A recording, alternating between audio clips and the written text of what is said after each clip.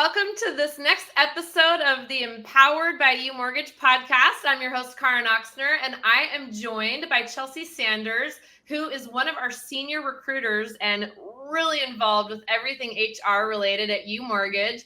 And I wanted to bring Chelsea onto the show today because she has an amazing story to tell, just a fascinating background. She is part of, a huge initiative at UMortgage to bring diverse perspectives and people from all walks of life to our organization so we can continue to get better every single day. Chelsea, welcome to Empowered by UMortgage Podcast. Thank you for having me, Kahren. Yeah, I'm really excited, and get better every day is my favorite UMortgage core value. So you already called out my favorite one. Well, hey, I mean, my gosh, how could I have even guessed that I love it? Well, I am, first of all, super proud of UMortgage as an organization for having these initiatives just so to the forefront of everything we're doing, from, the empowered movement to recruiting to everything like under the sun.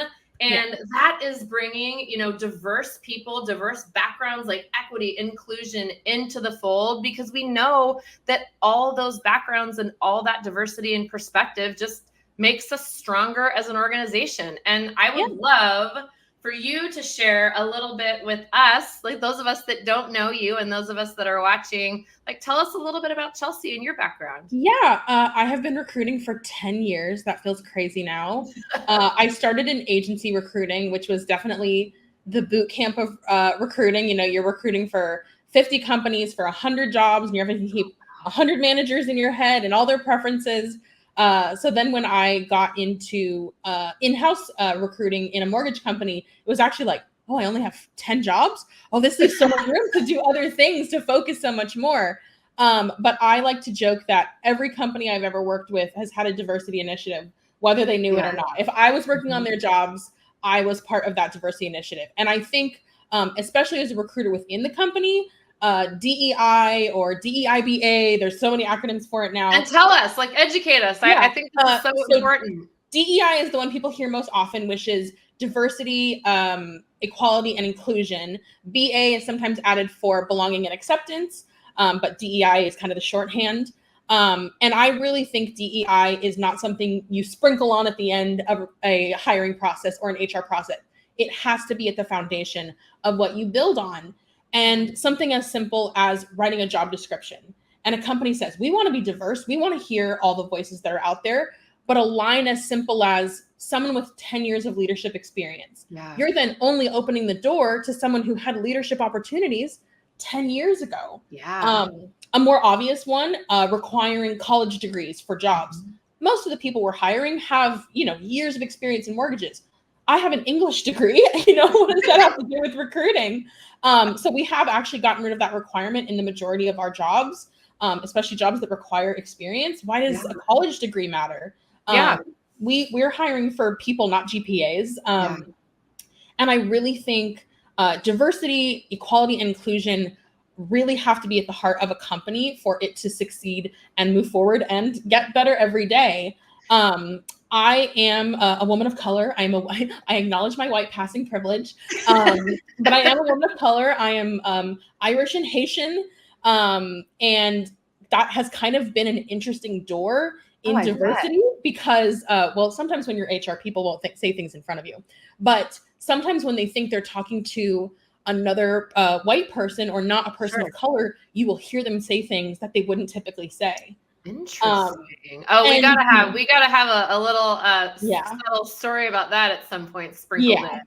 Nothing too horrible out there, but just subtle things that people say, or a casual those people. It just the interesting things that people say when they think other people aren't listening. Absolutely.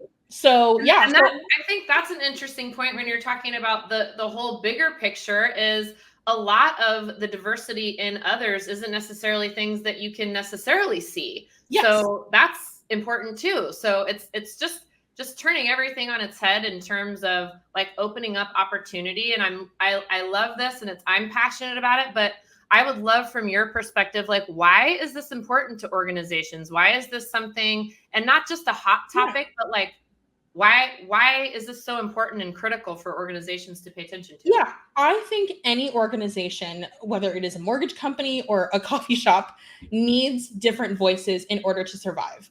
Because if you are serving any kind of customer base, you are serving every kind of person, which means you need to understand every voice that's going to be coming back to you. Yeah. So whether that is people of color, whether that is women or non-gender conforming people, whether that is people who are part of the LGBTQIA community, whether that is people who are disabled, there is so much loaded language that you don't realize you're using until it's being pointed at you. Yeah. And I work very hard to hear even the stuff that isn't pointed at me, and just simple things that you wouldn't think about, like requirements you write into a job. Sure. I think a given in almost any job in today's culture is like, must be able to use Microsoft Word. It's a pretty typical one. Yeah. But there are systems built for deaf and hard of hearing people, or people who are blind, who have different kind of systems for word processing. And that doesn't stop them from doing a great job. They're just not using the same toolkits as we are. Well, and not only does it not stop them from doing the job, but it opens up our eyes and minds and perspectives to maybe a different or better way to do something that then broadens the horizon on such a bigger level. And I think when everybody in the organization looks and acts and is like everyone else, even if your customer base is diverse and you think you're serving a lot of people, you're really limiting your perspective and your life experience, or even the hardships and challenges that you have gone through that have then made you a more dynamic person, speaker, contributor, in whatever that looks like. You don't even realize that your bias is limiting the opportunity of your organization, because it's in those differences that is so much room for growth. And it's baked so much into our culture, in not even just ways that UMortgage is affecting. When I got my own mortgage, I had to check the single woman box, and then I had to sign about 15 more times. No, my husband is not putting the down payment. No, my dad is not putting the down payment. No, nobody is gifting this for me. Yes, I am a single woman doing this, but I swear I had to do 15 different signatures. And guess what? There's not a line like that for men in your mortgage. And that wasn't like 50 years ago. 2 years ago. Yeah. So just something as simple as that is so baked into our culture, into our federal documentation of one of the basic processes that we cover, that you have to be so aware of it so that you can mitigate it as much as possible and make our part of the mortgage process as encompassing and welcoming as possible. Totally. And you said something interesting earlier where it's like, if it doesn't impact you, you're not really shining a light on it. Like if it's something that, and I think that that's true in so many situations, and we're seeing it all over the place right now. And every day, oh, that doesn't impact me. I won't do anything about it. I won't worry about it. Oh, that doesn't impact me. Well, all of a sudden it impacts you. And then it becomes this big thing that you need to, tackle, handle, deal with. And we gotta erase that thinking and go back to no, this impacts all of us, the global us. And if organizations can also have that same mindset as people do, I think we just have so much opportunity for growth, and I guess just opportunity for new different things that we've been closed to. But I also think there is importance in saying not diversity for diversity's sake, so that you can put a sticker on your window that says we're diverse, or put a rainbow flag in your corner that says we get it. When I worked in external recruiting, when I was a headhunter, essentially, I would talk to companies and I would always say, what's the thing that's not going to be on the job description? What's the thing you really like? And sometimes it was, I love Stanford graduates, or I love people who love rock climbing. They have the right mindset, the weirdest things. Yeah. And one company said to me, and I will not name them, and you will never guess because I've worked with hundreds of companies. I won't even ask. I promise. They said, I don't know if you've heard about us in the news lately. And I was like, I've done some research, because you're a client of mine. They said, so because this is a leadership position, it would be really great if you could put an Asian woman in this position. Oh, wow. And I was like, look, I love diversity. I, of course, want to give women and people of color an advantage, and especially a leadership position. The last thing I'm going to do is put a person like that into that spot, because that is throwing someone to the wolves. Yeah. This is a company that has already had difficulty. is not addressing their problems and wants to just put a Band-Aid over it of, look, we put a woman up top, so we're fixed now. Right at the table. And She not filmed her mouth addressing, anytime. It's amazing. and not addressing why women and people of color were fleeing the company in such great numbers. They wanted to just stick a Band-Aid on it and fix the problem. And that, as a recruiter, was like, that's something I will not do. And I'm like, well, we can't hire people based on their race, religion, creed, or gender. But it was a moment for me where I'm like, diversity for diversity's sake is sometimes more dangerous and worse for not only the company, but the people we're trying to use to patch the holes in the company culture. Absolutely. And that's not the goal. I mean, the goal is for us to truly get better every day. And I think that it's so profound what you said about just even something as simple as just changing the job descriptions, because some of the ways that people come to an organization or an opportunity, like they might be unique. Everybody has their own path. And trying to put people into a box or being so, scripted or, like defined about your process, you miss out. If you have your blinders on, you miss out on other opportunities and people that can just bring such light or just a different voice to the organization. And even when you bring diverse people in, you're not done. You don't get to pat yourself on the back yet, because you also have to make your company a welcoming environment for people. A great example I like to use, I think we've all heard of imposter syndrome. Oh yeah. Where people feel like, how did I get hired here? They must have made a mistake. And we've all been told, oh, no, you just have imposter syndrome. Surprise. Imposter syndrome is not real. Imposter syndrome is when women and people of color started being integrated into mainly white and male workspaces. They were not welcomed. They were not encouraged. They were not supported. They were not given the tools to succeed. And when they failed, they said, well, you just don't think you're good enough. That's why you're failing. Not because we're not supporting you, but because you haven't done a good enough job of thinking you can handle it. And I think imposter syndrome is something we all hear about and we're like, oh yeah, I definitely have imposter syndrome. That's what it is. And imposter syndrome was just another way of putting the problem on the people experiencing the problem instead of those who could come up with the solution. Well, and I think you bring up a super interesting point. And I've definitely experienced some of that in my own career. And I think everyone that's really honest with themselves does. And it's like, man, oh man, like, do I have what it takes? Because it's so important to me. But the bottom line is nobody really knows. Like I say this all the time, I don't know what I'm doing every day, but I show up, I give it my all, I try things, I fail. And that's how we learn and how we grow. Absolutely. And if we don't, people experience self-doubt 1,000%. No, I'm not saying self-doubt is entirely a matter of leadership, but I started with the company in July.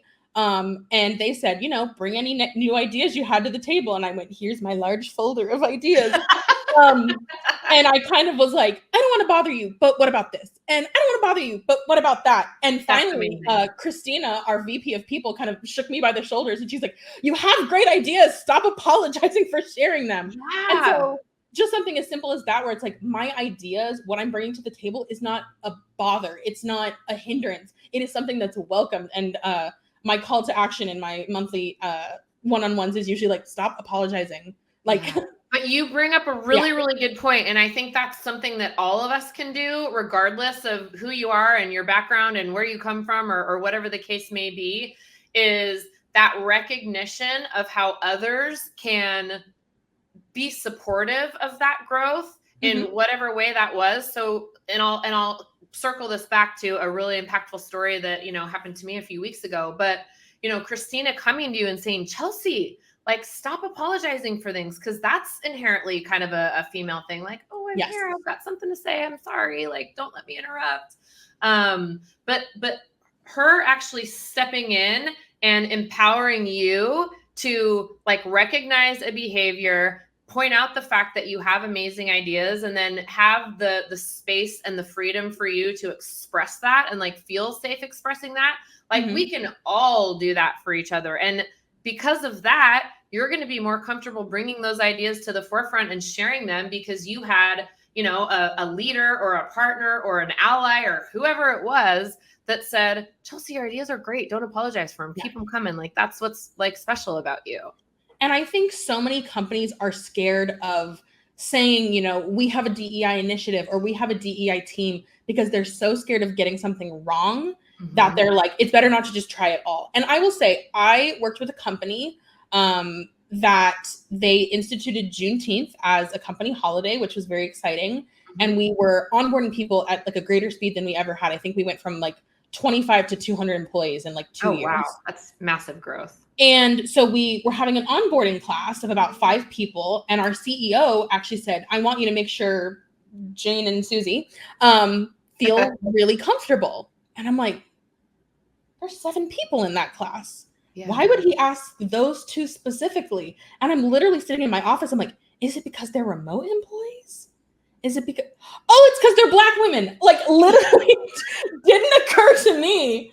And he just said, like, you know, I look around our office and I realize like it's not as diverse as I would like it to be. And this is a CEO from San Francisco, you know, the most absolutely. But he just looked around and went like, ooh, are we creating a comfortable environment? And he's like, you're HR, you're a woman of color. Can you make sure things go smooth? And I said, sure. And, you know, the team is eating in the lunchroom together. And one of the women had these beautiful braids. And so someone said, oh, I love your dreadlocks. And I just gently laid a hand on theirs and went, braids. And she went, oh, braids. And that's all it has to be. It doesn't have to be, oh, we all have to take sensitivity training now because totally. Oh my God. Way overboard. To insult her. She didn't know the word and got Black hairstyles. There are twist outs and locks and there's 1,000 things from it. And she was complimenting her. And it was a simple, vocab. And that's educating, right? And like, if this person who said that didn't have the perspective and the background, like they were genuinely trying to give this person a compliment, but then to just gently educate them. And that's what's so great is it doesn't have to be this big contentious thing. It's just openness. And I think so often we want to, you know, say the right thing, do the right thing. We want to change and evolve, and we have to like help each other do that. Like I'll call out Jimmy, one of my favorite people on planet Earth. And I just see him working so hard. We have these leadership, they're called L10 meetings every Friday. And often I am the only woman in the entire meeting, and they're small meetings, but he'll always say, hey, you guys and girls. I mean, it's the sweetest. I can see him genuinely being inclusive and realizing, people say you guys to me all the time. That's not something that bothers me, but it's the fact that people try to. Also, huge props to the person who heard braids and didn't go, well, I don't know these things. And I didn't, just went, oh, braids. It's that simple. And I think so many people get defensive when they're corrected or new information that they take it as you're being called a racist or you're being called homophobic or you're being called, you know, not accepting. And it's just, you didn't know something. You were corrected. Something I learned recently, I think we've all used the expression, I got gypped by the car dealership. Yeah. Oops. Gypped is based on gypsy, which is a slur. Yeah. And it's like I had to like eliminate that vocabulary from my system. And I never knew that word came from that word. And I never knew that it had this horrible rooted history. And I find myself, I go, oh, I got ripped off by like, it's just that tiny correction. And like I said, it's so baked into our culture in so many ways, we still don't even fully understand. And absolutely. And I mean, I think a lot of people have not even implicit biases, but biases they don't realize are biases. 1,000%. I worked at another company that had a sales team, and our sales manager loved aggressive people. Like, I think half of our team was former minor league baseball players. It was wild. We had so many former athletes on our team. Oh, I can't even imagine trying to manage that team from an HR. It was a very bullpen, Glenn Ross environment. It was very like giant whiteboard full of numbers. And I went to him and I said, hey, just something I'm bringing to your awareness. Not you haven't hired a woman in a month. You haven't interviewed a woman in a month.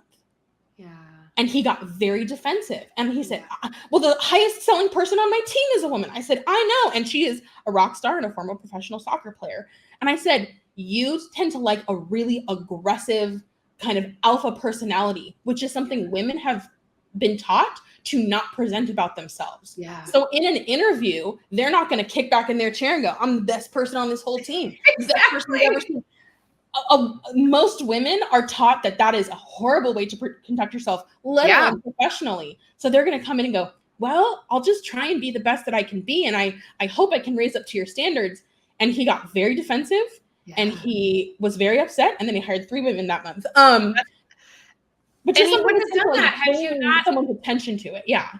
Had you not brought that, and it's so interesting because we've actually done a lot of discussion in our Empower Hours about just things like providing feedback. It's less common that men are comfortable giving feedback to women in employment situations and women to women. So because of that, women get less feedback. So advancements can be different, and normalizing and talking about like, hey, I want feedback because without feedback, I'm not going to grow. If you just give me attaboys all day, every day, then I'm just going to kind of like stall out eventually. So just normalizing that part of it of like, hey, I want feedback. I want to get better. And if people don't feel comfortable having open and honest conversations with me, of course, in a supportive way, but about things that, I could be doing differently or better to grow, like I'm not going to grow. And 1,000%. And being in a toxic environment stunts you for so much longer, even after you get out of it. One of my first recruiting jobs, it was another external recruiting firm. And I was on a team of all men. All my teammates were men. My leadership was men. His leadership was men. And I was brand new to recruiting, brand new to tech. I fumbled through a lot of meetings and they said, oh, you're so lucky you're a girl. And I said, why? And they said, well, when you don't know things on calls, you can just giggle and say, well, I don't get it. And I was like, oh, that's a superpower I have that you don't have. And I would giggle and tee-hee and I don't know my way through calls because that's how I was trained. Oh. And then when I got to a better environment and I'm like, I don't know what an embedded software engineer is. And my manager's like, why the hell are you talking like that? And I'm like,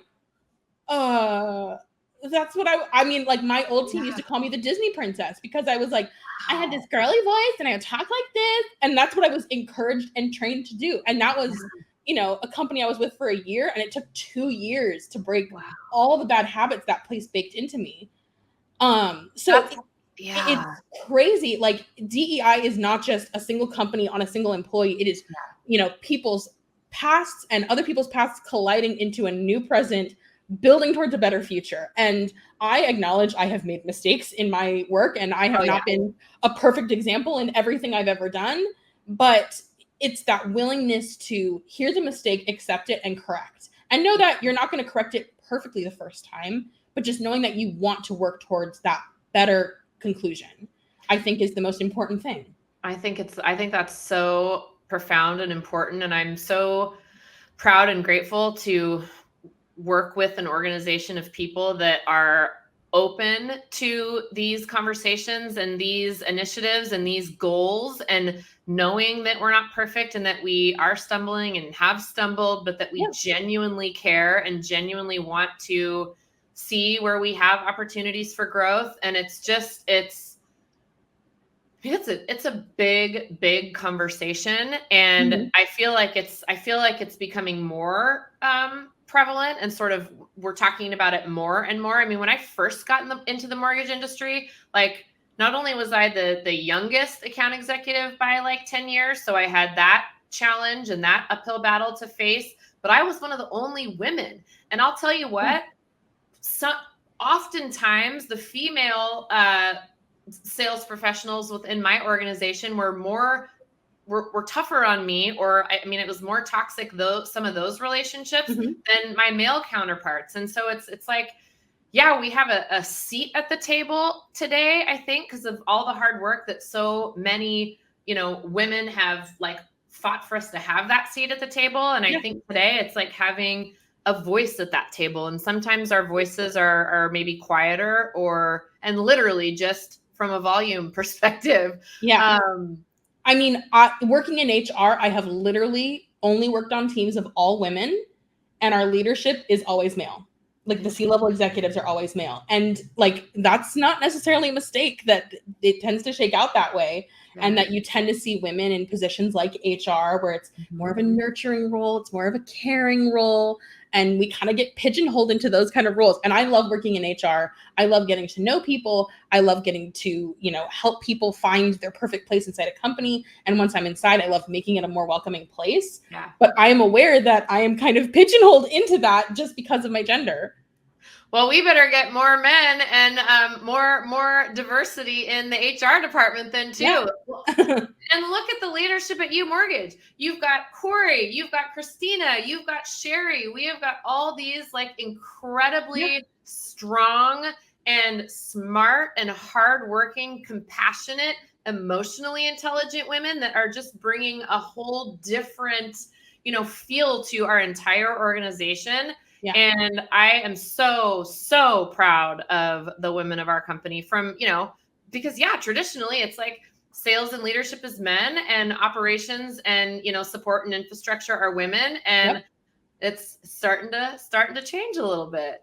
And there is something called glass cliff phenomenon, where when a company or a government, frankly, is flailing or struggling, they will place women or people of culture in leadership positions. So if they succeed, they get the credit and go, look at us, look at how diverse we are. But if they fail, they get to go, well, that's why we don't hire those type of people. Look what happened. We let someone like that at the wheel, and that's when we crashed. Never mind that they were already on a decline when they put them in power. So a place like UMortgage, where we're putting women in pieces of power as we're taking off, it's just another reason I love working here. And I love getting to watch the way that our company is formed and building out, and the people that are leading it. That is super interesting. Well, how has your role in some of these, just different initiatives changed? And what do you see as like the future of your whole process from any vantage point, not even, just necessarily DEI, but like, how is the recruiting and HR department leading the way to really impact the growth of our organization, the future of our organization, like the opportunities for our organization? Like, you guys have such a vital role. And I don't think every company does that for your team specifically. And I'd love to hear your thoughts on that. For me, it is baked in from the very beginning of, we want to hire this role. As soon as I start writing that job description, I am going, do they really need 10 years of leadership experience? Or they just need 10 years of experience and we can teach them leadership? Do they really need a college degree, or will 3 years of experience do it? And that's sometimes a push and pull with a manager, because they're like, well, I have an idea of how I want this person to be. And I'm like, if you have a view this big, only this many people can get through. If we widen it up a little bit, you're going to find people you never even imagined were fit for a job. And they're going to bring a different voice to the conversation that is going to enrich the team and the position even more. Totally. I know we're working on some initiatives. And one of the things I like to focus on most when like bringing like a DEI initiative to a company is just some internal awareness.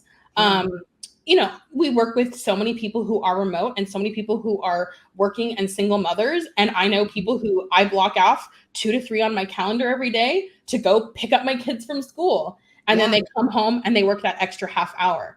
But does every parent in the company know they have that flexibility? Does every parent know that their team and that their leadership is going to support them in order to do that? Or is that just something some people have figured out and some people are still waiting to get permission for? So just creating a conversation where women, where people of color, where veterans, where single parents can talk to each other and say, man, this is something I struggle with. And someone else can go, I used to, and here's a solution I found. And not all the solutions have to come from the company. They come from your team. They come from the people who are already here.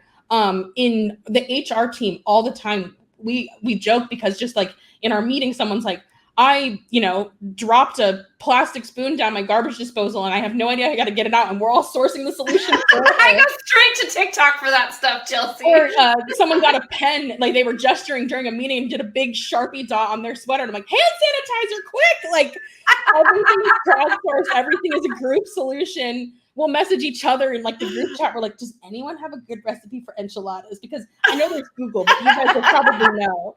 And that's group sourcing a problem solution is always my favorite way. And if you didn't have diverse perspectives, you wouldn't have as many awesome answers to solve every single problem, from enchiladas to like corporate structure and budget strategy. Like it's so big. And it's so funny because even like your example of, hey, parents knowing that they can have flexibility in this part of their schedule, the two-way communication or opportunity for two-way communication is so important on that. Like the company having and HR having those ideas, but then also taking ideas from, employees and from teams, because a lot of people, a lot of women, a lot of people of color aren't used to saying, hey, could I do this? Could I do that? Like, yeah.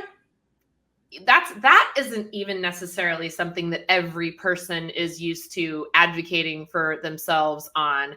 And my motto is ask for forgiveness, not permission. So I'm good at it, but not everybody is. No, I do that too. And like, I had some dental work I had to do. And so I messaged my manager and was like, I'm so sorry. I have to leave an hour early, but I will work a half an hour longer on the day before and the day after to make up for it. And she was like, you're good.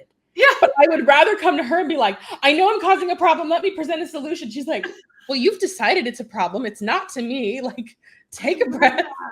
I love that. But coming to a place where we are welcoming that conversation, and we are encouraging and fostering and fertilizing that conversation to grow, where we're not just letting people stumble their way up the mountain blind, like get on the guide rope. We want to help you to the top. We all want to get to the top together. And I have to say, like, from the HR team outward, it is such an encouraging environment. It is such a place where every voice is encouraged. There are no dumb ideas. There is only the next idea and the next idea to build on top of it. And that creates an environment where you can grow and you can expand and you can just make a more diverse ecosystem for everyone to thrive. I love that. And that, honestly, Chelsea, that is like the perfect ending to a really important and wonderful conversation. And I'm so proud of everything that we're doing. And I just appreciate you so much, because guess what? DEI is not a bad word. It's literally the thing that is going to make us stronger than ever. And I'm so, so, so excited to know that that's such a huge theme and culture and thread of everything that we're doing at UMortgage. And next time we meet, I want to talk to you all about recruiting strategy, because that is another whole separate topic that we barely scratched the surface on. If we had more time, we'd do that today too. Well, maybe I'll sign up for another podcast and we can talk that through. I love it. Let's do it. Thank you so much for joining me today. It was awesome again to get to know you a little bit better and hear about all the awesome stuff that you're doing to lead your team and lead the rest of us to real greatness. So thanks, Chelsea. Yeah, I'm glad we could talk. Absolutely. See you soon. Bye.